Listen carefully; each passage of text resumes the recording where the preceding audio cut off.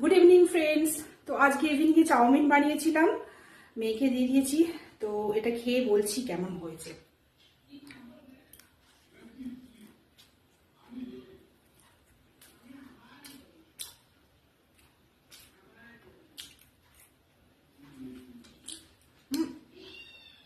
দারুণ হয়েছে।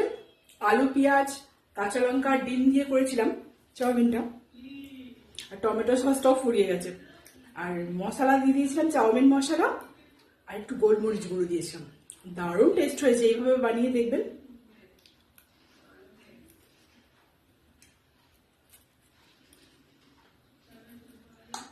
ইভিনিংটা একদম জমে যাবে।